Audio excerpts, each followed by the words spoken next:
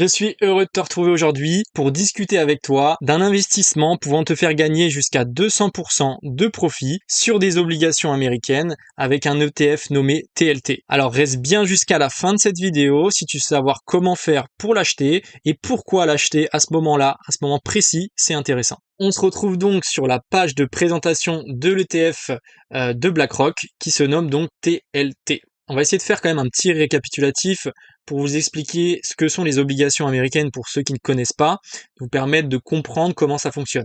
Donc en fait, les obligations américaines à 20 ans, c'est aussi appelé les Treasury Bonds en anglais, ou bons du trésor à 20 ans tout simplement. C'est des titres de dette émis par le gouvernement des États-Unis avec une échéance de 20 ans.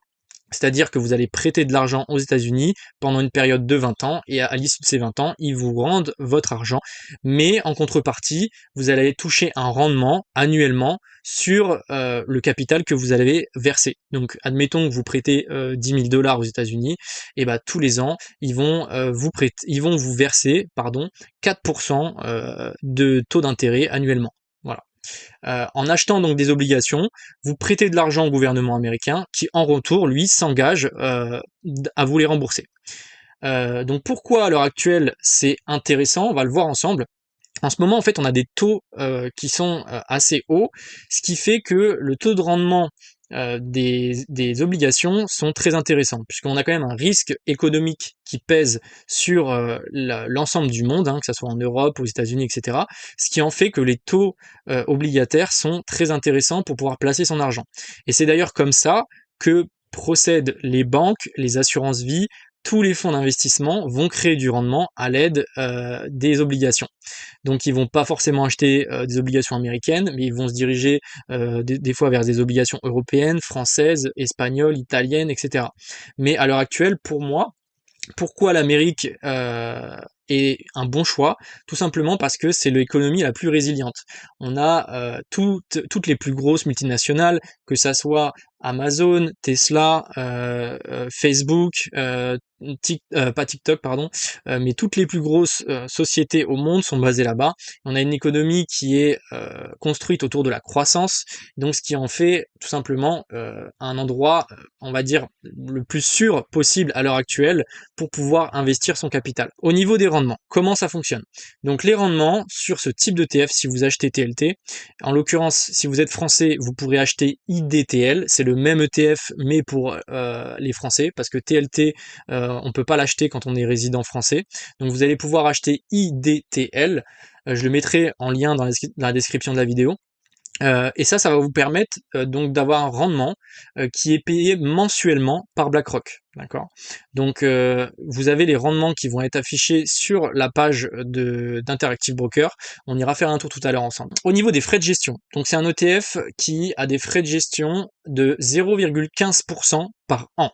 Donc ce qui est relativement bas et ce qui va vous permettre de maximiser en fait les rendements par an. Parce que c'est la plupart du temps sur des ETF un peu exotiques, vous allez avoir beaucoup de frais de gestion, ce qui fait que si vous faites une petite performance, et ben vous allez perdre votre performance avec les frais qui sont appliqués sur cet ETF. Maintenant, on va regarder un petit peu ensemble pourquoi à l'heure actuelle c'est intéressant d'investir sur les obligations. Donc comme on le voit, on est en ce moment dans une phase assez compliquée, dans le sens où on a eu une maîtrise de l'inflation par la Fed, donc qui a augmenté ses taux d'intérêt pour permettre à l'économie de ralentir, parce que elle était dans une phase qui était une phase de forte croissance, et là ce qu'on veut c'est calmer l'économie et la faire revenir à une inflation qui se situe entre 2 et 3%. Donc là on est en train d'y arriver, et on est sur une phase de plafonnement, comme on a pu connaître en 2006, ou comme on a pu connaître dans les années 2000. Donc qu'est-ce qui se passe après cette phase-là où les taux de la Fed plafonnent? Et ils attendent en fait tout simplement le feu vert des signaux économiques pour pouvoir baisser les taux. Et lorsqu'on baisse les taux, ça signifie que l'économie ralentit, d'accord, et qu'il va falloir arrêter de restreindre cette économie pour qu'on puisse repartir sur des années de croissance lente mais durable, entre 2 et 3%, comme je l'avais dit, maximum. Je vous ai matérialisé avec des traits verticaux. les différents pivots de la Fed. Le pivot de la Fed, c'est tout simplement quand la Fed va commencer à réduire ses taux directeurs pour pouvoir ramener l'économie à une croissance contrôlée. Et comme vous pouvez le voir, à chaque fois qu'on a eu un pivot de la Fed, ici, donc on était dans l'année 2000, en octobre 2000, vous pouvez voir qu'après, on a eu une chute drastique des actions, donc du S&P 500. Ici, c'est le S&P 500 que vous voyez, SPX, donc sur la partie bougie verte et rouge. Ensuite, pour la crise des subprimes, c'était la même chose, on a eu une montée des taux progressive, puis un crash de l'économie qui a été presque de 70%. Ensuite, pour ici, on a eu une montée des taux, crash Covid, bon Covid c'était un cas exceptionnel, hein, mais voilà, et là qu'est-ce qu'on pourrait s'attendre? Donc après le pivot de la Fed, on pourrait s'attendre à une belle baisse qui pourrait intervenir ici dans cette supply. Donc on a une belle supply du Covid ici, qui me plaît bien, et on pourrait potentiellement revoir un rebond qui viendrait intervenir ici, d'accord, entre 3240 points et 2200 points. Tout dépend de la gravité de cette crise économique. Elle peut être minime comme elle peut être poussée, tout dépend si elle atteint beaucoup d'entreprises ou non. Et comment on peut profiter du coup de cette baisse? Et bien simplement, les investisseurs, quand ils vont prendre leur profit sur les actions, sachant que là on est vraiment sur des plus hauts, hein. Là on est vraiment sur quelque chose, voilà, des plus hauts depuis des all-time high, des all-time high, pardon, et des plus hauts de tous les temps, et ce qui veut dire que là, on a plus de chances que les investisseurs prennent des profits, puisque on a beaucoup de personnes, je pense, qui sont rentrées ici, donc là, les investisseurs vont avoir plus tendance à prendre des profits et donc faire chuter les actifs à risque, comme les actions, et par contre, potentiellement, rentrer sur des actifs moins risqués. Et les actifs moins risqués, vous allez voir le ZN. Le ZN, donc, qui est les obligations à 10 ans ou à 20 ans, donc c'est la même chose. Donc c'est la valeur nominale des obligations. Cette valeur nominale, elle va donc évoluer. Plus un investisseur investit, enfin plus les investisseurs achètent des obligations, plus la valeur nominale augmente, plus les investisseurs vendent des obligations, plus la valeur nominale diminue. Et là, comme vous pouvez le voir, vu que c'était plus intéressant d'acheter des actions, eh ben on a eu pour l'instant une chute depuis 2021 des obligations à 10 ans. Et là, ce qu'on peut voir, donc si on se réfère par rapport à ce qu'on vient de voir tout à l'heure, donc là c'est toujours le S&P 500, donc les 500 plus grosses entreprises américaines, on peut voir que lorsque on a une chute du S&P 500 de 45% ici, eh ben on a une montée des obligations, donc la valeur nominale des obligations augmente de 11%. Donc en fait, on va pouvoir profiter de cette baisse en achetant potentiellement des obligations à 10 ans, à 20 ans. Voilà. Et on peut voir que c'est la même chose ici, on a une baisse de 56%, et si on se base ici au pivot de la Fed, et ben en fait on a une prise, on a un gain de 14% sur les obligations à 10 ans. Donc là, potentiellement, on pourrait s'attendre à une chute peut-être de 46-50% si on se réfère aux deux dernières crises économiques, qui viendraient donc dans la supply que je vous ai montré tout à l'heure. Donc là, tout simplement, cette supply, c'est quoi? C'est un point d'entrée massif lors du Covid de gros portefeuilles, donc de grosses mains. Donc en fait, il va y avoir beaucoup d'intérêt à défendre leur position, c'est-à-dire que les investisseurs qui sont rentrés à cet endroit-là, si le prix vient redonner des points d'entrée, bien sûr que ces investisseurs vont se permettre de réentrer pour pouvoir profiter de la prochaine hausse. Ils vont protéger les positions qui ont déjà été placées au moment du Covid.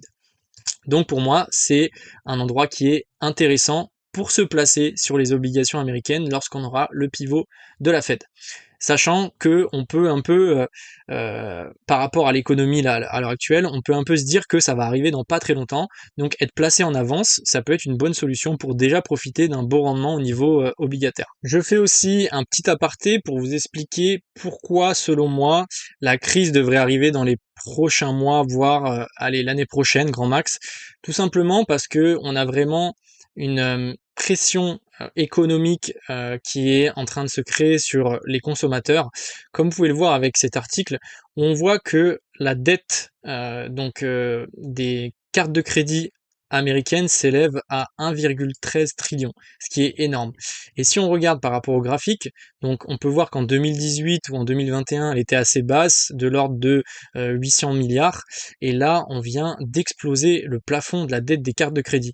Donc dites-vous bien que les Américains n'ont pas l'argent sur leur compte, mais ils continuent d'acheter. C'est-à-dire qu'en fait, depuis la période du Covid, on a un endettement massif de la population américaine, ce qui fait qu'au bout d'un moment, ça va pas durer éternellement. En fait, ils consomment, ils achètent des biens, des services sous crédit, et les intérêts de crédit sont très élevés. Il me semble que de tête, c'est de l'ordre de 20%. Donc 20% de crédit, de taux d'intérêt sur un crédit à court terme, c'est énorme. Et je pense qu'il risque d'avoir des défauts de paiement. Et à partir du moment où les défauts de paiement vont être récurrents et répétés, ça risque de nuire aux banques. Et si ça nuit aux banques, et ben vous voyez le chemin que ça va prendre. Donc on risque une petite récession, voire une grosse récession. Donc c'est pour ça que ça peut être intéressant de se placer avant qu'on ait toutes ces nouvelles économiques, parce que comme on le sait, c'est une fois que c'est annoncé, c'est un peu trop tard. Enfin, on n'aura pas la meilleure position. Donc si on se positionne avant tout ça, on a potentiellement plus de chances de profiter d'un rendement intéressant sur les obligations. Car comme on l'a vu tout à l'heure, lorsque la Banque centrale va prendre la décision de couper les taux, parce que justement, économiquement, ça commence à être compliqué, et ben nous, on va pouvoir profiter de ces montées sur les obligations, puisque les investisseurs vont sortir des actifs à risque et ils vont préférer acheter des actifs moins risqués comme les obligations. Si vous avez des questions en tout cas sur le principe de fonctionnement, etc., n'hésitez pas à rejoindre notre canal Telegram et je me ferai un plaisir de répondre à vos questions. Maintenant, si on se met sur la charte graphique de TLT, donc là c'est en mensuel, on peut voir déjà que si on se réfère à la crise des subprimes en 2007, on a le pivot de la Fed qui est matérialisé ici par la ligne verticale, et on peut voir que quand on se positionne juste avant le pivot de la Fed, on a un rendement de 46% sur les taux, sur les bons du trésor à 20 ans, donc l'ETF TLT.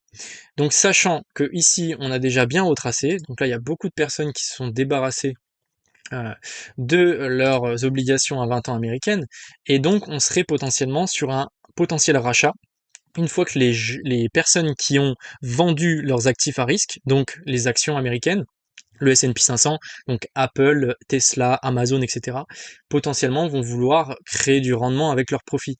Et pour créer du rendement de manière safe, on sait que le meilleur moyen, c'est d'acheter des obligations américaines ou des obligations européennes, etc., peu importe ce que vous voulez. Donc là, en gros, si vous êtes intéressé pour investir sur ce type d'actifs, il faudrait se diriger sur IDTL. IDTL, c'est toujours un ETF fourni par BlackRock, mais qui est accessible aux Français. Sachant que TLT va être accessible aux Américains et à d'autres régions, d'autres pays dans le monde, mais malheureusement il n'est pas accessible aux Français. C'est exactement la même chose, hein, c'est le même ETF, sauf qu'il a la réglementation française, tout simplement.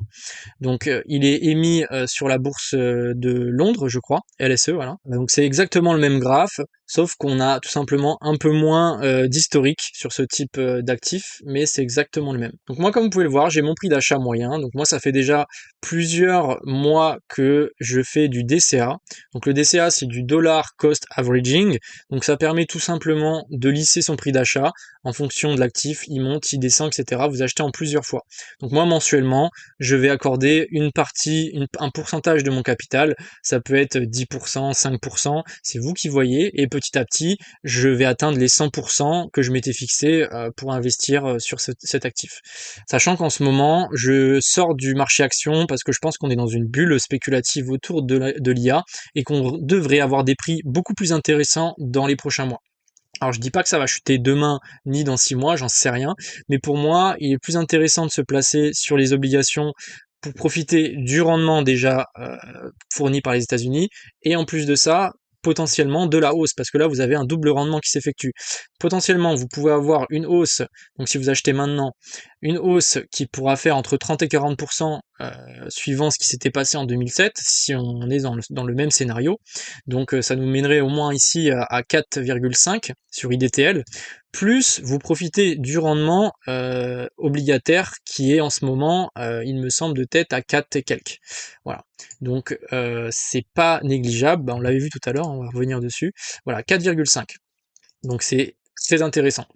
Donc pour moi, par rapport au risque-bénéfice, je pense que c'est un beau moment pour switch et prendre des profits sur quelques actions si vous êtes placé sur des grosses caps comme Nvidia, Apple, Amazon, etc. Prendre quelques profits, peut-être pas la totalité, c'est à vous de voir, et réinvestir sur ce type d'actifs. Maintenant, il y en a qui vont me dire, ouais, mais t'as parlé dans la vidéo d'un rendement à 200%, il est où le rendement de 200%?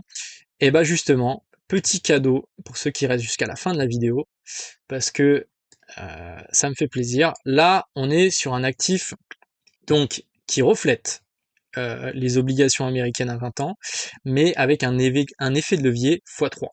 C'est-à-dire que pour la même position, c'est comme si vous aviez 3 fois votre capital. Donc en fait, si vous investissez 10 000 $, c'est comme si vous en aviez 30. Si vous investissez 100 000, c'est comme si vous aviez 300 000. Donc en fait, vous allez profiter d'un rendement beaucoup plus élevé. Si vous achetez maintenant, regardez, on achète maintenant, on va à peu près jusqu'à la même zone, on a déjà 200% de rendement. Donc ce qui est énorme.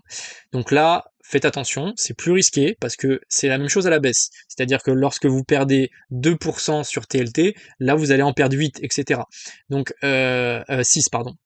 Donc essayez de mettre une partie de votre capital si vous souhaitez prendre plus de risques, mais ne mettez peut-être pas tous les œufs dans le même panier. Il faut faire attention, surtout que l'émetteur de cet ETF n'est pas BlackRock, donc c'est un autre émetteur. Je pense pas qu'il y ait de gros risques là-dessus, mais quand même, on sait jamais.